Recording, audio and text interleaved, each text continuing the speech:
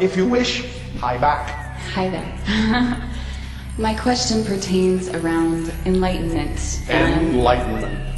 I, study Buddhism and I study Hinduism, and there's so much this goal of enlightenment, and it seems kind of like out there somewhere. And it can, but it's not. Right.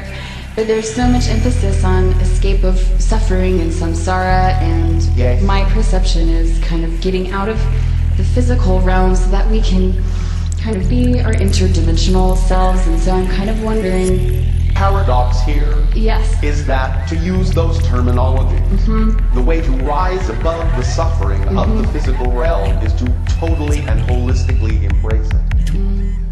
So that it becomes something within you, instead of seeing yourself as something within it.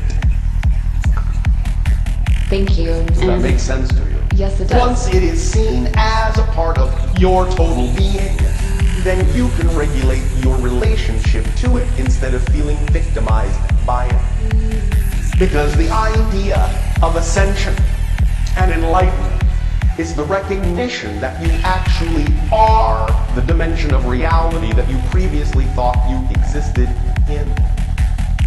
Does that make sense to you? Yes. When you understand that you are the experience, when you are the dimension, when you are the reality itself, then you are free to be that reality and in relationship to it without the part of it, without the format of it that makes you feel that you are trapped by it. So it's removing the resistance, it's removing the pushing against reality by embracing the wholeness of everything that is occurring. Yes, as we have sometimes said, and to put it in the most simplest terms, the quickest path to enlightenment is to simply lighten up and not be so heavy. Take everything quite so serious. You understand? Yes, I do. And so my other question for the fun of it is, Buddha and Bashar, what's the difference? The idea of the Buddha nature, the Christ consciousness, the Krishna spirit, whatever you wish to call it, is that it is a representation of the collective whole, of the oversoul of any particular reality such as your own.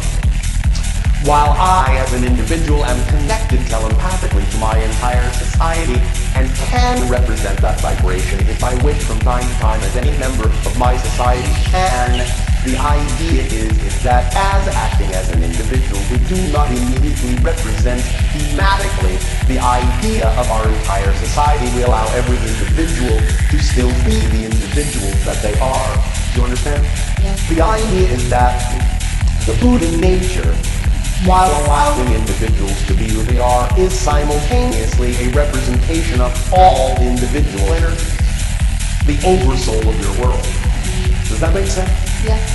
Does that explain the difference? Yes, I believe so, sir. It's an overall consciousness as opposed to an individualized...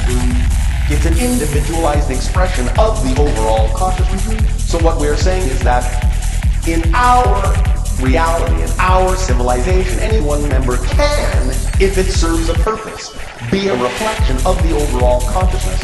But at this point, it doesn't serve a purpose to actually stand out as an example in that way specifically, because every member of the society can do that. Whereas the idea of the Christ consciousness, Buddha nature, Krishna spirit in your society is for someone to act as a reflection of what each individual could function like, but aren't yet functioning like. Do you understand? Yes. That is the meaning in the Christ consciousness vernacular of I am the way. It means be like me, because you are like me, but you don't know it yet. Make sense? Yes, thank you. All right.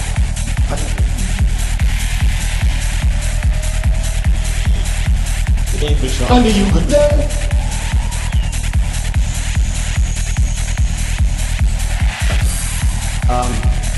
There are certain groups, species, what have you, that have a bad reputation.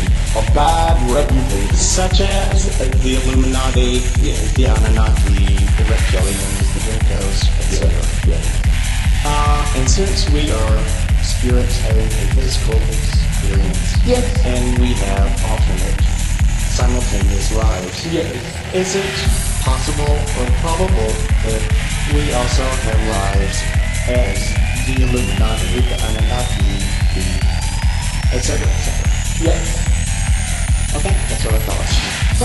Thank you. More often than not, when you find yourself interacting with beings from other dimensions, you are actually interacting with another version of your total consciousness. More often than not. So when we project negativity on these other groups, it gives you an opportunity to decide what vibration you are and are not compatible with, and to shift your frequency to one that does not fear these things, but allows yourself to use them as a marker for what vibration you do not prefer. And we're projecting it back on ourselves. Of course. Remember, you cannot experience anything in your reality that you do not agree to experience. So the idea is to simply not accept an invitation from any vibration that offers it to you that is incompatible with the vibration of your preference. That helps a lot. Thank you.